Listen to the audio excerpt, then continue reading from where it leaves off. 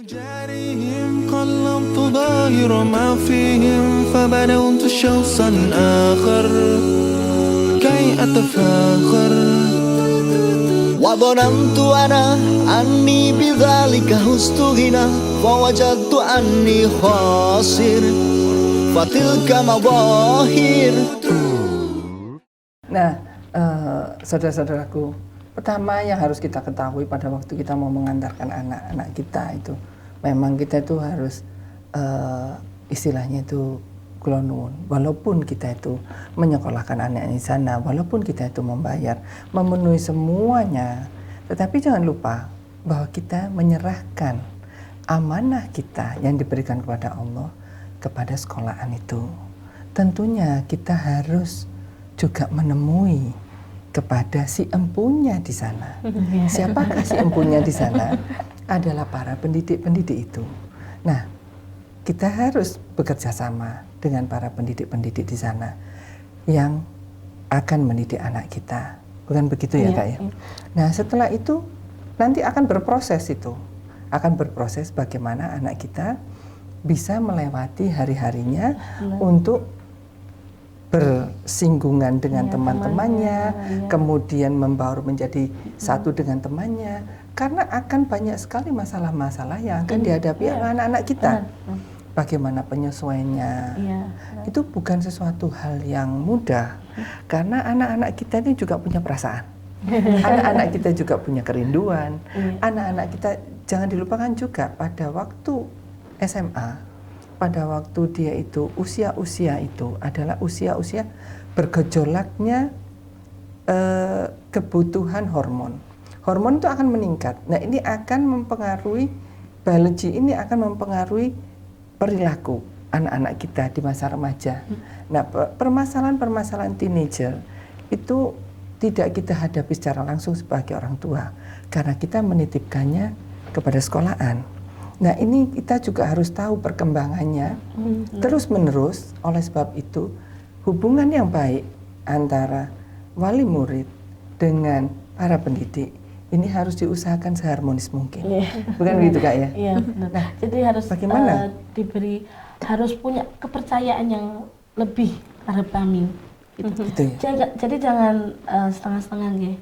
Biasanya permasalahan yang ada yang di lapangan ini karena kurang komunikasi orang tua, karena pertama tidak dititipkan atau tidak istilahnya klonun dulu bagaimana gitu ya, semua kan ada etikanya ya Bunda ya. Bagaimana kita mau tahu seandainya tidak ada penyerahan misalnya seperti itu, kita pun juga tidak akan tahu bagaimana si anak ini, tujuan orang tua itu seperti apa. Insya Allah anak-anak yang istilahnya betah di pondok itu kebanyakan orang tua selalu istilahnya menitipkan ke pembimbingnya. Ustazah, mohon maaf, nih saya orang tua ini, wali desa ini, saya mohon bimbingannya anak saya Ustazah, ya kan enak ya, enak seperti itu. Jadinya ketika anak itu udah di asrama lama, jadi dia nggak akan apa namanya, ada rasa kangen, ada pasti ada. Tapi ketika dia punya masalah, ada yang bisa dia peluk, dia curhatinya itu pembimbingnya, jadi orang tua itu. Dan lagi pula saudara-saudaraku, para pendidik-pendidik juga perlu mengetahui latar belakang dari keluarga para siswanya.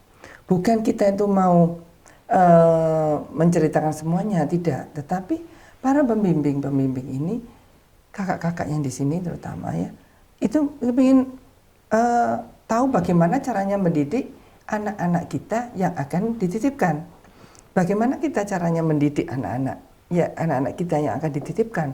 Kalaulah beliau-beliau ini tidak mengerti latar belakang kita. Misalkan, katakan saya tidak pernah di rumah karena saya harus traveling around the world. Anak saya di rumah. Kemudian anak saya tiba-tiba saya masukkan ke asrama. Ya, beliau-beliau tidak tahu permasalahan kalau saya sering keluar. Ya. Ini kemudian kalau misalnya ada sesuatu yang perlu dikomunikasikan dengan saya, karena saya itu sering keluar, katakan misalnya seperti itu. Jamnya berbeda. Jam di Indonesia jam berapa?